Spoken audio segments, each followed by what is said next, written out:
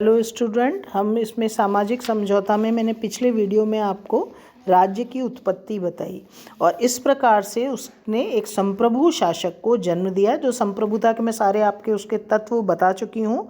तो किस तरीके से सामाजिक समझौता करके प्रजा ने अपने समस्त अधिकार एक संप्रभु को दे दिए और उसकी आदेशों की अवहेलना नहीं करी। संप्रभु की शक्तियों का प्रतिपादन के साथ साथ संप्रभु के उसने कुछ कर्तव्य भी बताए, कुछ उत्तरदायित्व भी बताए। उसके अनुसार संप्रभु का कर्तव्य है बाहरी और आंतरिक आक्रमणों से प्रजा की रक्षा करना, राज्य में शांति व्यवस्था बनाए रखना।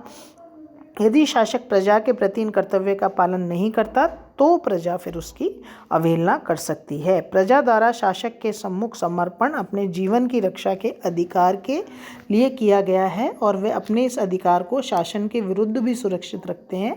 इसीलिए वे प्रत्येक मनुष्य को राजा की अवज्ञा करने का अधिकार देता है। यदि राजा उसे अपने आप को मारने, घायल करने, अपने ऊपर आक्रमण करने वालों का विरोध न करने अथवा वायु, औषधि या ऐसी किसी वस्तु का सेवन ना करने जिसके बिना वे जीवित ही ना रह सके की आज्ञा दे। मतलब इस कारण से, इन चीज़ों के कारण मनुष्य अगर उसका जीवन किसी भी कारण से जीवन में किसी तरह की हानि है या जीवन रक्षित ना हो पाए तो वह उसका विरोध कर सकता है संप्रभु का। अब उसने जो अपनी सर्वश्रेष्ठ शासन व्यवस्था बताई वो इस प्रकार है। संप्रभु कितने व्यक्तियों के हाथ में निहित है, इस आधार पर हॉब्स ने प्रशासन शत्रुओं या शासन तंत्रों को 3 भेद बताए हैं: राजतंत्र, कुलीन तंत्र और प्रजातंत्र। वह लोक कल्याण और सार्वजनिक हित की दृष्टि से कुलीन तंत्र और प्रजातंत्र को ठीक नहीं समझता।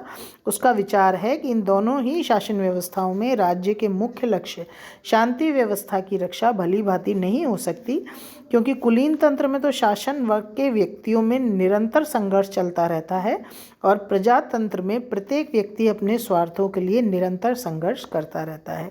इन दोनों शासन व्यवस्थाओं की तुलना में राजतंत्र श्रेष्ठ होता है, क्योंकि राजतंत्र में संप्रभुता के लिए संघर्ष होने का कोई प्रश्न उपस्थित नहीं होता। समस्त संप्रभुता राजा में ही निहित होती है। हॉब्स ये मानता है कि मानव होने के नाते अन्य मनुष्यों की भांति राजा भी स्वार्थी होगा, परंतु उसका विचार है कि एक व्यक्ति की स्वार्थता अनेक व्यक्तियों की स्वार्थता की तुलना में कम हानिकारक होगी।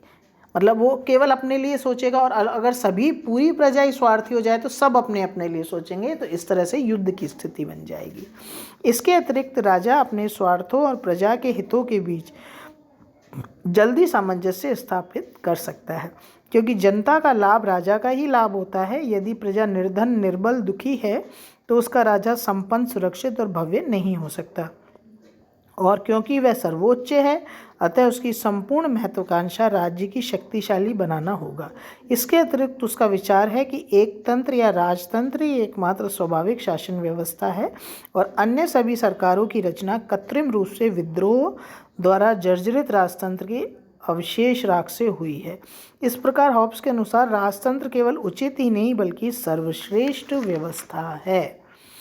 और राज्य तथा चर्च के बारे में उसने ये बताया, हॉब्स के समय में सत्ता के लिए राज्य तथा चर्च का पारस्परिक विवाद अत्यंत तीव्र रूप में विद्यमान था और उसने स्वयं अपनी आंखों से देखा था कि कैथोलिक और प्रोटेस्टेंट संप्रदायों के निरंतर और रक्तपूर्ण संघर्ष ने फ्रांस को नष्ट कर दिया था और उसके देश की शांति भंग कर दी थी। सांसारिक सत्ता के लिए धर्म गुरुओं को इस प्रकार के संघर्ष में लिप्त देखकर इस पादरी पुत्र के मन में धर्म के प्रति वितृष्णा उत्पन्न हो गई और उसने इस विश्वास को अपना लिया कि अराजकता तथा अव्यवस्था का सबसे बड़ा कारण चर्च के पादरियों का यह दावा है कि उन्हें ये निर्धारित करने का अंतर्निहित अधिकार प्राप्त है कि किस प्रकार के धार्मिक सिद्धांतों की शिक्षा दी जाए, चर्च किस प्रकार का अनुशासन अपनाए और उन्हें उन शासकों के विरुद्ध विद्रोह करने तथा उन्हें पदच्युत करने का अधिकार हो जो उनकी शक्ति के सामने ना झुके।